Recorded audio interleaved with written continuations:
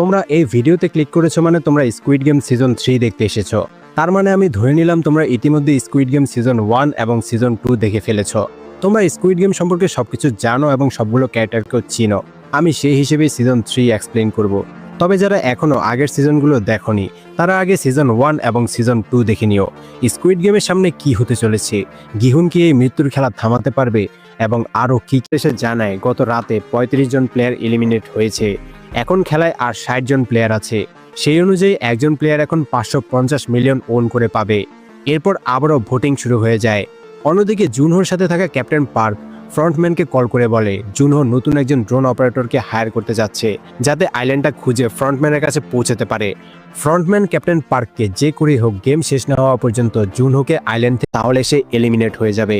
অর্থাৎ এটাও একটা মৃত্যুর খেলা, বাঁচতে হলে মারতে হবে। প্লেয়ারদের মাঝে আতঙ্ক ছড়িয়ে পড়ে। ম্যানেজার বলে কেউ যদি টিম পরিবর্তন করতে চায় তাহলে বিপরীত টিমের একজন প্লেয়ারের সাথে এক্সচেঞ্জ করতে পারবে। দুই টিমের দুজনের সম্মতি থাকলে তারা নিজেদের টিম এক্সচেঞ্জ করতে পারবে। অন্যদিকে জুনহো নতুন একজন ড্রোন অপারেটরকে টিমে যুক্ত করে আবারও সেই আইল্যান্ডের খোঁজে বের হয়ে যায়। উসক তখনও বোটে ফিরে আসে না। উসক পিছে পিছে দৌড়াতে থাকে। দরজা খোলার সময় হিউনজো লক্ষ্য করে গোলকধাঁধার দরজাগুলো খোলার জন্য 3 ধরনের চাবির প্রয়োজন হয়। কিছু দরজা গোল চাবি দিয়ে খোলা যায়, আবার কিছু দরজা খুলতে ত্রিভুজ বা চতুর্ভুজ চাবির প্রয়োজন হয়।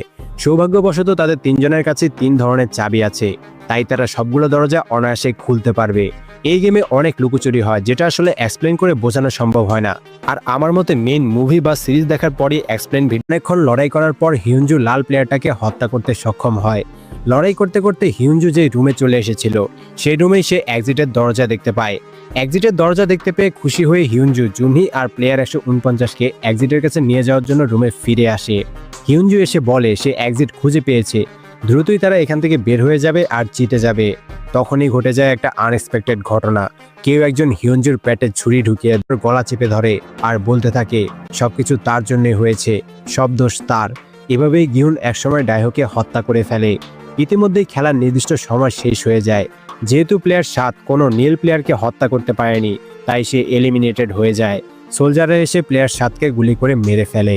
অন্যদিকে গিহুন এবার বলতে থাকে যা হয়েছে সেটা তার জন্য, তার নিজের দোষে হয়েছে। যদিও সে ডাইহোকে দোষারোপ করেছে।